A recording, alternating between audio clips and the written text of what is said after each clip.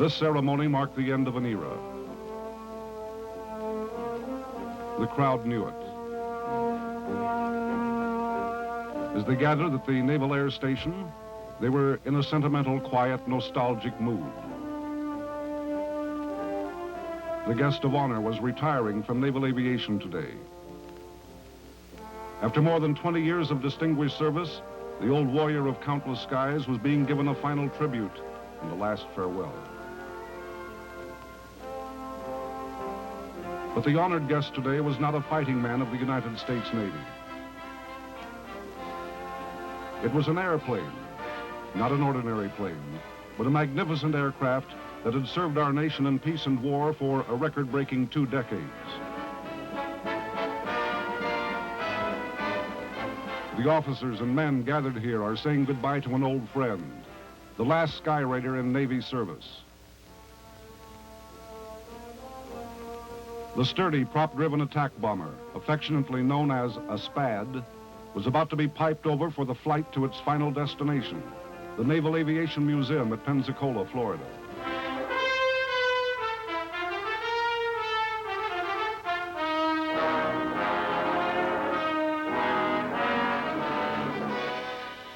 Douglas Skyraiders rewrote the history of close air support.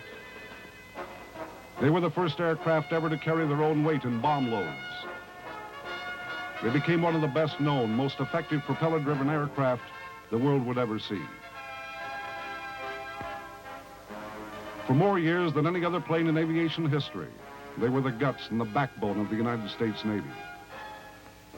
Yet, this versatile eagle of naval aviation came within a whisker of not being born at all.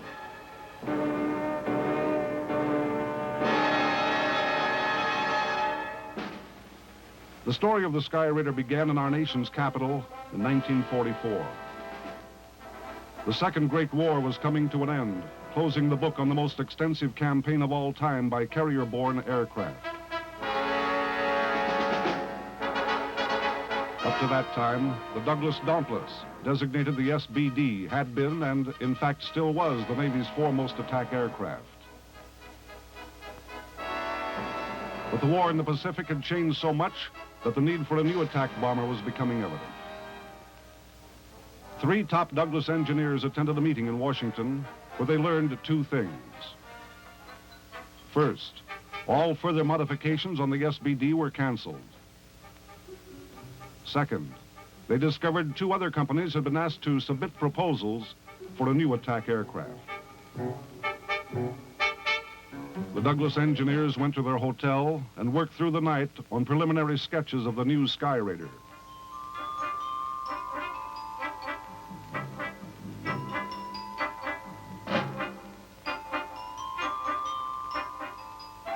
The following morning was the deadline for any consideration.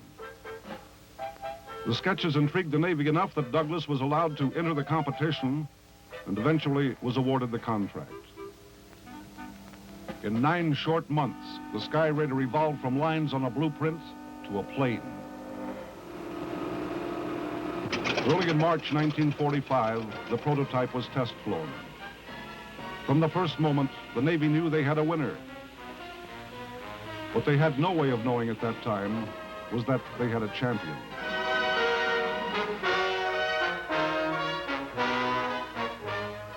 The Navy had been searching for a new dive bomber, attack aircraft, to meet the changing tactical and operational requirements.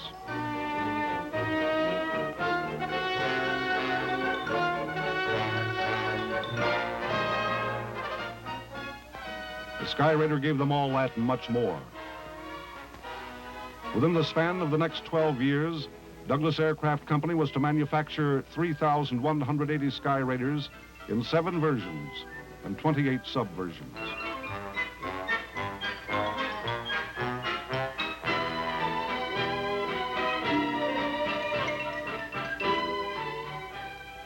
January 1948, the USS Coral Sea embarked on her maiden voyage.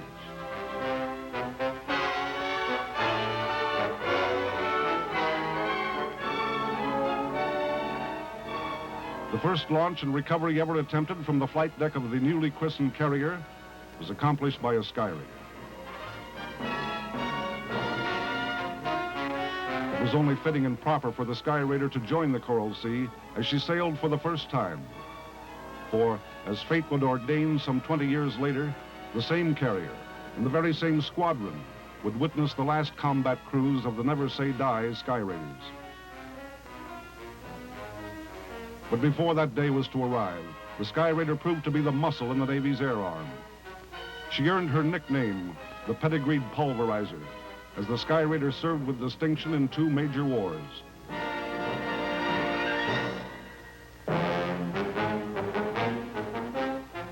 Striking with deadly payloads from the carrier USS Valley Forge, Skyraiders blasted targets in Korea on July 3rd, 1950, just 3 days after the start of the United Nations action.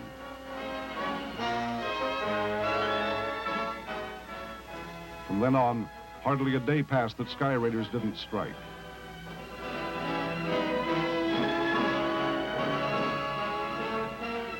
Since the Korean War, Skyraider squadrons on board America's 15 attack carriers have been on the line ready to perform in every Cold War situation where naval power has been brought to bear. Lebanon, Suez, Matsu, Quemoy, the Dominican Republic, Cuba, and Vietnam. During this period, the old Skyraider managed to stay on the varsity, while 5 different types of jet attack aircraft have made the team, been benched, and eventually have had their numbers retired from the carrier aircraft inventory. The Skyraider's longevity on the first team of strike aircraft is tacit acknowledgement of her outstanding performance over the years.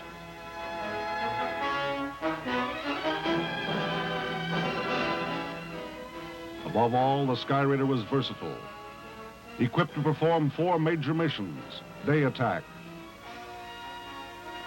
all-weather attack, airborne early warning, and countermeasures. Some versions of the Skyraiders could, however, through flight deck adaptation kits, convert into a VIP or high-density passenger aircraft, or an ambulance, or cargo plane, or an anti-submarine search craft, a target tow, and even a tanker. In her primary role of attack aircraft, the spectrum of usable weapons ranges from torpedoes to rockets, to cannons, to bullets to bombs, including nuclear weapons. A single Skyraider is a half-dozen airstrikes all by itself. The Skyraider demonstrated that it was the first plane capable of carrying greater than its own structural weight in armament. The truest method of measuring any plane is to talk to the men who fly her. I'm Lieutenant J.G. Chuck Tome from Aurora, Illinois. I'm Lieutenant J.G. Robert Hagan from Long Beach, California. Do you know what a SPAD is? This is a SPAD, A1 Skyraider. We call it the SPAD probably only because it's got the prop on the front and it's an old airplane. But that's a pilot's pet name for it. And it's rather an antique in the days of the fast jets. So consequently, we wanted to dub the aircraft a certain very distinctive name, and so we named it the SPAD. Oh, we really love them. I think there isn't a SPAD pilot in the fleet that's not flying it that really wanted them. Like, in my case, I wanted them before I even came into the Navy, so I would have really been disappointed flying any other bird. Well, in the Korean War, the SPAD was used generally as a strike aircraft. In other words, if a group of soldiers, Marines are on the ground and they're in trouble, there's a couple of ways that they can help themselves, either through artillery or air. And this is where the SPAD came in quite a bit in the Korean War, in the mission of getting in there real close to the troops and dropping their bombs, shooting their guns, and firing their rockets. And the ground troops really had a lot of confidence in the old SPAD because the plane is stable. It really is a stable platform for ordnance delivery, and the pilots, of course, were outstanding, and they could really get their ordnance on the target. However, the primary mission is the Rescue Combat Air Patrol, or RESCAP, which we do escort helicopters into North Vietnam to suppress ground fire while the helicopter is in transit. Well, that's a pretty big morale factor for the pilots that go down over there, too, because when they go down, they like to see the SPADs up above protecting them from being captured, at least long enough until the helo can get there. And a SPAD has got a lot of firepower, can stay there a long time, and protect them for a long time accurately until the helo can come and pick them up.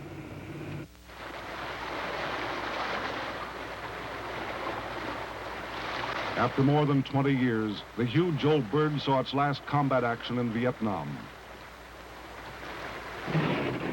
Just south of Hanoi, as a rest cap. After rendezvous, we will proceed as a division, rendezvous point, to the vicinity of the Hourglass River. Check in with the North Star destroyer, pick up our helicopters, at which time we'll split 2 sections. I'd like 1 section just south of the Red River mouth to pick up anybody coming out in trouble. From the time we cross the coast, we want to get the helo just as high as possible. There's no missile activity reported this far. There came that inevitable moment when it was the last battle and the last war for the Skyraider. When that final battle was over, the proud old Navy fighting bird folded her wings and called it a day.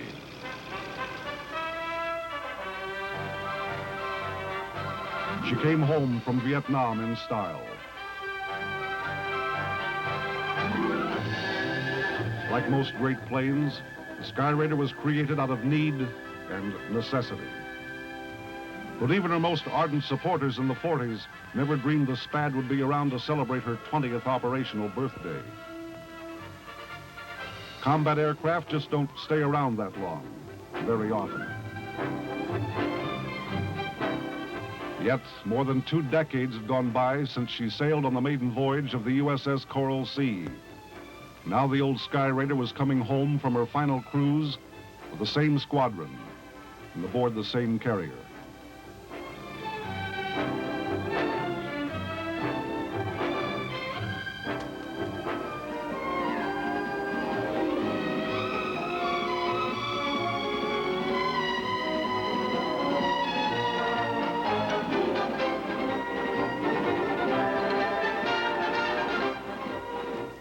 Now that final moment was at hand. Bureau number 35300 taxied past the side boys. The crowd stood at attention. And the last Navy Skyraider was formally piped over.